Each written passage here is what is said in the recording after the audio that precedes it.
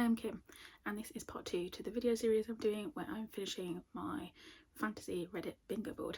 I'll link part 1 in the description, but where I left off is that I have 4 squares left to finish. I have the alliterative title square, I have entitled animals, I have prologues and epilogues, and I also have eldritch creatures as well. In surprise to no one, especially not to me, I have changed what I'm going to read. I started the alliterative title square, and the book that I mentioned previously that I was interested in reading was Gunmetal Gods by Samil Akhtar, and I started it. I got probably 15% of the way through, and it's going to be a soft DNF for me for now. I would have liked to go back to it at some point because I want to give it another shot, but ultimately at the moment it's a pause. We are following 2 main characters who appear to be on opposing sides of this war, and there is lots of rumours about what is going on in this labyrinth underneath the city.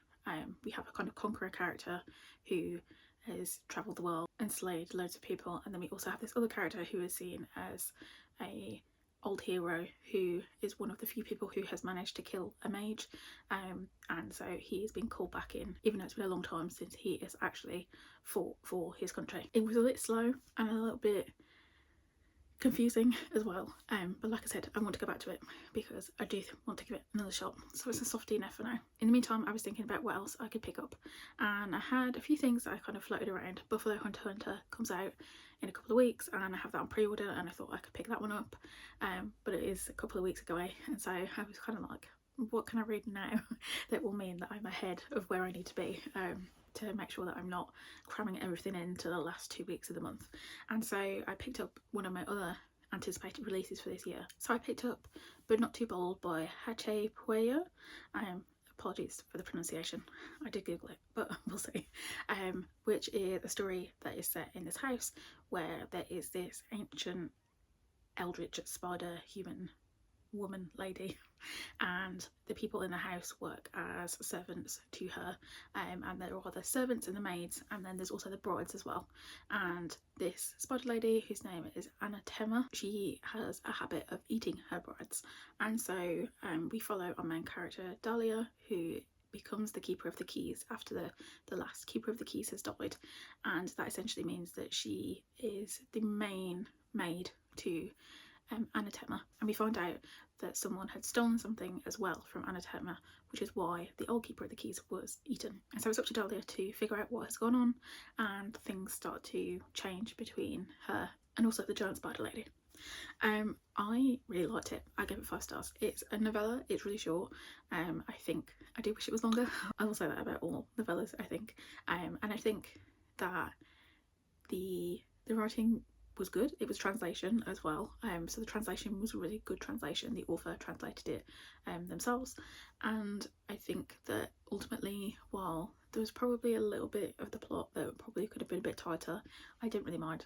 I was in it for the vibes. It's been comped to Shape of Water, which is one of my favourite films. I think the comp is accurate and pays off, and I recommend it if you want a really short sapphic fantasy with a monster romance, but not in the, it's not a romance first, it's a horror fantasy first with a touch and a hint of monsterish romance.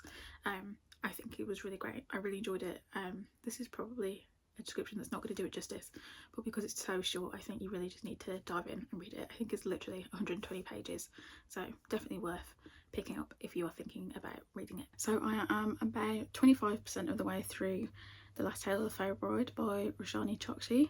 This is the book that I'm reading for prologues and epilogues, and it follows our main character, who I believe remains nameless and is only known as the bridegroom, and his wife that he meets, Indigo, who is from quite an upper class family, grew up in this place called the Dream House and lived with her aunt, who she is now estranged from. And the first few chapters we get to know them, their relationship, how they met. Our main character, the bridegroom, is interested in this specific book, and kind of it toes the line between like magical realism at this point, where there's an instance that happened in his childhood that he's not sure is actually real or not. And so there's a lot of things that kind of go into play as to how they meet and how they connect. The only thing that we do know is that Indigo is very tight-lipped about her past, and she doesn't really like to talk about where she came from or anything about her history really. and at 25% in, we have just now made it to the dream house. Her aunt that she used to live with is quite ill, and so they've been asked to return, and we've just had the first meeting between the bridegroom and her aunt, where we start to get a little bit more of a feeling that something is not quite right here, and that Indigo isn't exactly telling the truth about what went on in her past. At this point, I'm not really far enough in to be able to make a decision on how I feel about it. There's a couple of things that popped up that I can't say that will spoil otherwise, that have definitely intrigued me as to where exactly we are going with this plot. The writing is really purple prosy, it's very flowery, and I think it can be a little bit overwhelming at times. It just feels a little bit bogged down by very metaphorical, whimsical language, but I suppose that also helps with the kind of magical realism, lust that they feel for each other in the first few chapters, because it feels like a fairy tale almost, and then things are obviously quickly starting to change now that we're getting towards the truth as to what has happened. And then a second update, I also started Dragon Rider by Taran Matharu. This is the Broken Binding edition, which I think I showed you before. This is a story where we follow our main character Jay. He is essentially a servant to an old king who has passed his throne down to his son, and his grandson is due to be married to a lady who comes from a kingdom where they have dragons. And all we know so far from the first 3 chapters, because I'm literally you can see a little bit from where I've marked it, but I'm literally about 30 pages in. The reason that Jay works for this old king is because his people were conquered, and so the kind of punishment for his people is that they are meant to go and work in the conqueror's kingdom, and so he is looked down upon for that, for the colour of his skin. And we don't know too much otherwise about his personality at this point, but in the blurb we know that things go wrong pretty quickly, and that he is going to steal a dragon egg, which is banned because there's only a specific group of people that bonds with the dragons. So I'm looking forward to getting more into this one. From the 30 pages that I have read, I can't obviously tell you too much about how I feel about it, but it is seeming like it's going to be quite a quick read considering how big it is. The chapters are quite short and they kind of get to the point and move things along quite quickly. So already I know that we're probably going to get to the kind of catapulting point. I don't know, I can't remember the words that I was looking for then. Point that will catapult us through to the kind of real meat of the story. So yeah, that is my update for that one. I will check in when I have read more of either of them. So I finished The Last Tale of the Fairy Bride, and it is surprisingly a 4-star from me. I was going through this thinking it was going to be a 3-star. The language was, it's not an issue, but it was something that was not really my favourite. I think, as I said, it's quite flowery and fae-like, and that fits the book and the themes of the book, but it wasn't necessarily my cup of tea. And so that, and the kind of slow pace of it, especially the present day chapters, they felt quite slow moving in comparison to the flashback chapters that we have. I was thinking this is probably going to be a 3-star, maybe a 3.5, and then right at the very end we get a reveal, and the more I think about it, the more I'm like, should I have realised that this is where this was going? Maybe. But I didn't. And so the reveal was a surprise to me, and it was a good surprise, because my other issue, for lack of spoilers, was just how I felt about a certain character.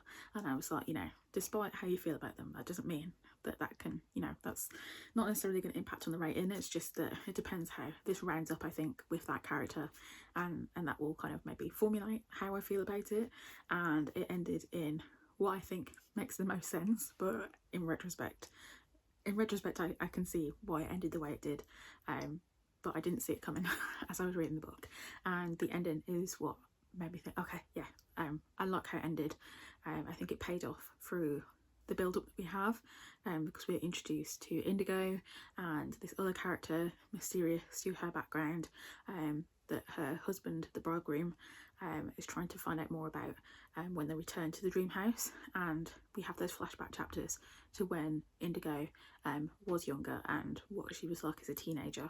And yeah, I pleasantly surprised, I think, with this one, so I'm quite pleased about that. Dragon Rider, on the other hand, I'm over 300 pages in. I think I'm about 350 pages in. Yeah, 355 I think. And we are away from what happened in the blurb, as I said the other day. Things are starting to move. I still have about 200 pages left, and I know that there's a sequel that came out because I know the Broken Binding has done a version for the sequel as well. At this point, I think I am liking it enough to pick up the sequel, but at the same time it feels like not much has happened. The first kind of like 200 pages pretty much were what's in the blurb, which is not a problem, especially if this is a series. I can understand the slow kind of build and the character development that you'll need to have. I will say that this is really similar to, I think it's Michael Miller's Ascendant, for the fact that it is a story that follows a young boy who is, well, in this case royalty in his own way, but a young boy who is a kind of servant in the castle who ends up with a white dragon, and in this book he nearly names the dragon Ash, which I'm pretty sure is the name of the dragon in the other book, and I was like, oh my god. And the kind of process of bonding with these dragons is very similar as well, so I'm getting a lot of parallels to that, and that I think was a 4-star for me. So that's how I'm feeling about this one so far. I'm hoping to finish it tonight and wrap this one up. But yeah, I'm interested to see what the roundup of the first book is going to be, because there's a lot of kind of hints about what might happen. Jay is obviously got a dragon now. He has his own family to potentially return to, and take the throne there. We also have Frida and her princess Erica, who is trapped essentially, so I've no doubt there's going to be a plot to free her from the Sabine people, and obviously the kind of the vengeance for what happened that led to the events of this book. So I am interested to see how it's going to finish, and as I said, I'm liking it so far. I think it probably could be a 4, but again, we've still got 200 pages left, so we'll see how it goes. Again, still a pretty easy read, which is good because again, it's a chunky book, and so the easier it is to kind of process and read things, the better. I'll come at you from a different place because the weather is very nice today, so I need to get some good lighting, and that is in the hallway. But I finished Dragon Rider last night and I'm giving it a 3.5 stars. I think this was a decent read. It does feel, it's labelled as an adult fantasy, and it's not too adult, if that makes sense. Like, the author has written YA before, and this does feel almost like that transition where, I guess similar to Feybound, where even though with Feybound the characters were adults and this main character is still 17, the writing of it still felt a little bit young. I think that there's a similar sort of thing here where the adult label is really for the elements of violence and the language that is used in the book, because it's quite crass language at times, whereas the actual plot itself could still have been a YA book. There are YA books nowadays that deal with really serious topics, especially in fantasy, and I think that could still have been classed as YA. I don't know, maybe that's just how I feel about it. The story itself rounded up pretty well for a first book. We leave on not necessarily a cliffhanger, but we leave on a moment that really does make you think, okay, I'm intrigued to see how the next book's going to play out, because we still have the looming threat of this empire who is now trying to find these two people, Jay and Frida, and also the progress of Jay and his relationship with his dragon, and just the other elements of him reclaiming his heritage essentially. So I think it would be interesting to see how the second book plays out.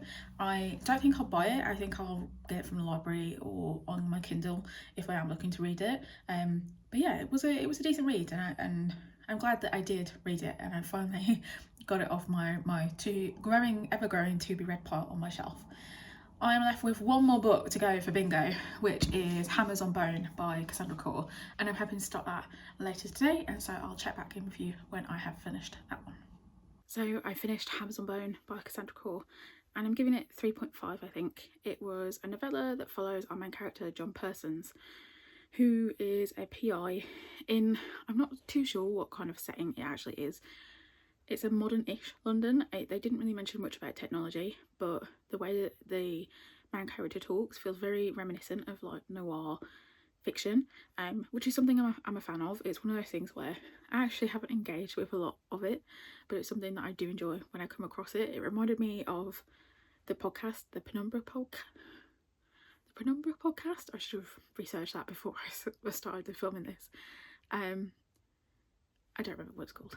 Either way, they're kind of like that chatty kind of vibe and persona, but the kind of dark imagery and themes surrounding it. John Persons has been asked by this child to kill his stepfather, and we start to become aware that things aren't quite what they seem, and there is very real Lovecraftian elements in this story.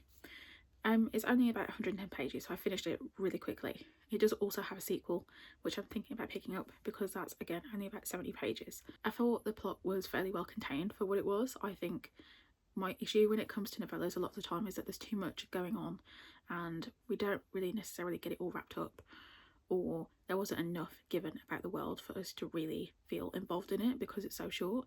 But I think that this one was quite successful in that it placed us in the world. We got to solve this case with John, and it opened up questions about the future of John and what else goes on with these kind of Lovecraftian themes in this world.